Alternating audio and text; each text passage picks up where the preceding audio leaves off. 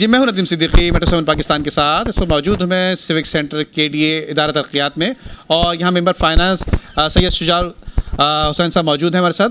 इनसे मालूम करेंगे यकीनन KDA की बड़ी अहम जिम्मेदारियाँ होती हैं।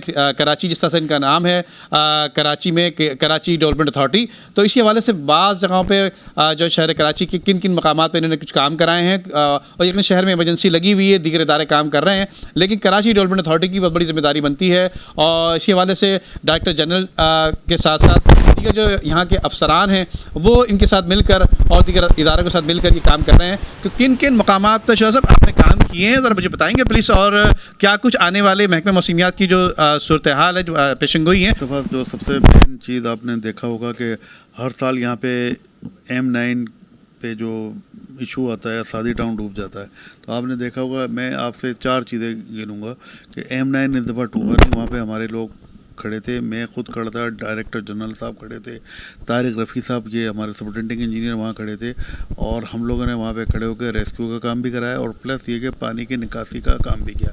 डायरेक्टर जनरल मोहम्मद शाह साहब वहाँ से बारिश से 1 महीने पहले तक हमारी टेक्निकल टीम के साथ वहाँ गए, वहाँ चैनलाइजेशन की, क्योंकि वहाँ कोई नाला है नहीं, तो उन्होंने कच्चा नाला टाइप का बनाया जिससे पानी की निकासी वहाँ पर होती रही।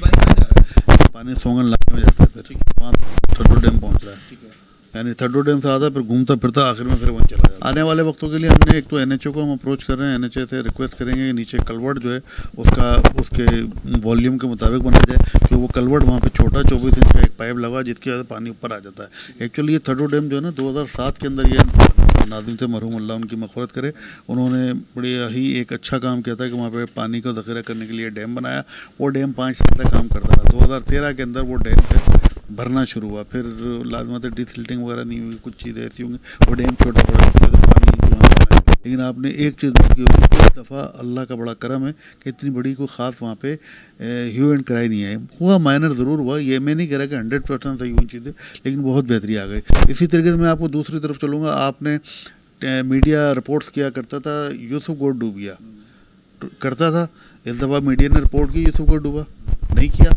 आपको तीसरी बात पे करूँगा, नया नालवार डूबता था, आपको नज़र आया नया नालवार डूबा था, वहाँ भी DG साहब और हम लोग, हमारी टेक्निकल टीम वहाँ जाती रही, कंस्ट्रक्शन के लिए काम शुरू किया जाए। और प्लस ये कि NHO को हम अप्रोच अलग करें, कलवर्ट थोड़ा सा नया। अवामुन्नास के लिए है कि सारा काम गवर्नमेंट ही नहीं होता, हर चीज़ गवर्नमेंट पे ब्लेम नहीं कर दिया करें। अपने बच्चों को इलेक्ट्रिक से दूर रखें, खंबे अगर हैं करीब तो खंबों पे कोई लकड़ी का वो बनवा दे अपने घर के पास। तो ये चीज़ें ऐसी हैं, आपको पता है थोड़ा इंफ्रास्ट्रक्चर का इशू तो है कराची के अंदर, तो थोड़ी एहतियाती तदाबीर खुद करें।